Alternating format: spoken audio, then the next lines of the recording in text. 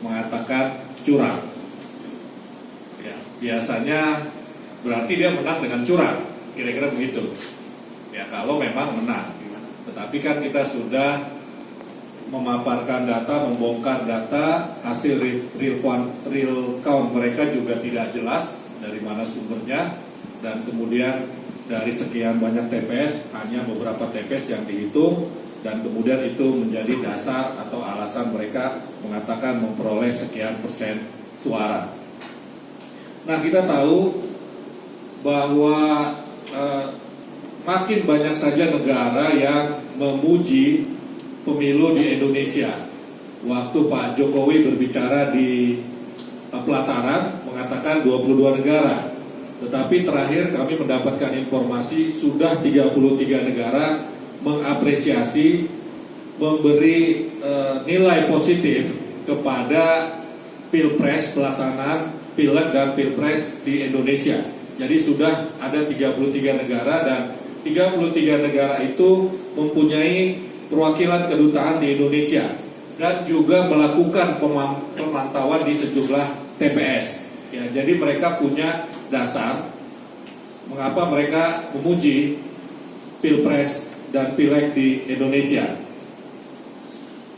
Kemudian juga kalau kita lihat dari partisipasi di pemilu 2019 itu meningkat luar biasa dibandingkan 2014. Untuk Pilpres misalnya di 2014 itu partisipasi politiknya antara 71 sampai 72%, tetapi sekarang itu mencapai 80,90%. Nah, salah satu ukuran keberhasilan atau kesuksesan penyelenggaraan pemilu adalah tingkat partisipasi politik yang tinggi. Ya, melampaui target 80,90% itu melampaui target yang ditetapkan oleh KPU sendiri, yaitu 77,5%. Nah, berdasarkan alasan-alasan, argumen-argumen tadi, ya, bahwa pemilu diapresiasi oleh negara lain, diakui oleh negara lain, kemudian juga tingkat partisipasi politik yang tinggi, maka menjadi pertanyaan kita kalau ada yang mengatakan bahwa pemilu itu curang. Ya, boleh saja berbeda, tetapi harus berdasarkan data yang otentik. Yang selama ini kita tidak mendapatkan data itu.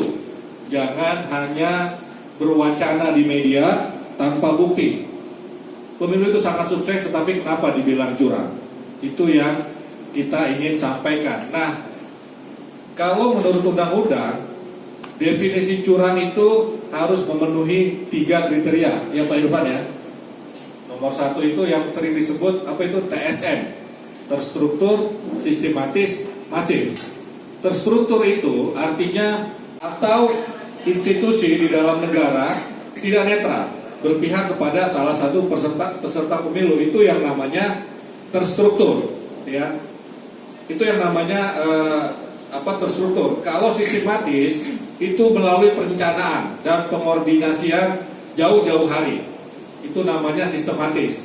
Dan kalau masif terjadi di seluruh tempat pemungutan suara, hampir seluruh tempat pemungutan suara, itu yang namanya masif. Nah, 3 unsur tadi menurut kami tidak terpenuhi, ya, tidak terpenuhi sehingga tidak bisa dibilang bahwa pemilu itu curang. Dan kami juga harus sampaikan bahwa 2 negara besar, yaitu Tiongkok dan Amerika Serikat, itu juga sudah memuji kesuksesan pemilu di Indonesia.